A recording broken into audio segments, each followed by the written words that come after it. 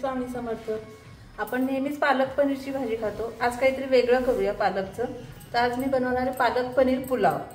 तर त्याला लागणारे साहित्य आहे, हा पालक आहे उकडून घेतलेला आहे, गरम मसाल्यामध्ये मसाला वेलची, साधी वेलची, दालचिनी आणि दगडफुले, हा बिर्याणी मसाला आहे, पनीर, कोथिंबीर, पुदिना, काजू, आलं, लसूण आणि हिरवी मिरची, टोमॅटो, पातळ चिरलेला कांदा आहे उभा आणि तांदूळ 1 तास धुवून भिजवून घ्यायचा आहे आणि तेल लागणार आहे आपल्याला। आलं, लसूण, हिरवी मिरची, पुदिना, कोथिंबीर, पालक याची पेस्ट करून घ्यायची। पातेल्यात आता तेल टाकून घेऊया आपण, त्याच्यात जिरे,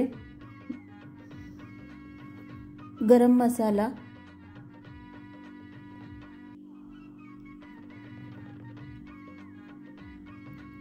आणि कांदा टाकून घेऊया। कांदा 2 मिनिटं चांगला परतून घ्यायचा आहे। मग त्याच्यात आपण टोमॅटो टाकूया। टोमॅटो परतून झाला की त्याच्यात तांदूळ टाकायचा आहे।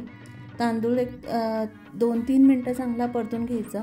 मग त्याच्यात पालकची पेस्ट टाकायची, ती चांगली भाजून घ्यायची आणि गरम मसाला टाकायचा।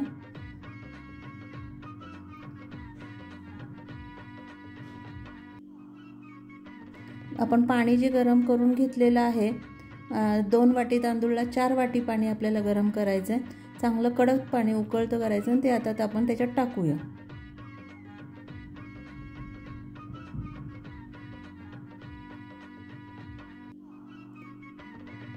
मीठ टाकून घेऊया, चवीनुसार मीठ टाकायचं आहे।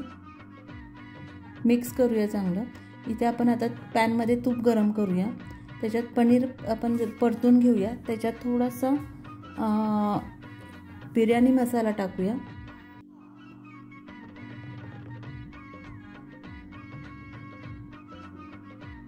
आता ते पनीर आपण भातात टाकून घेऊ। पालक पनीर पुलाव तयार झालेला आहे, आता तो आपण सर्व करूया।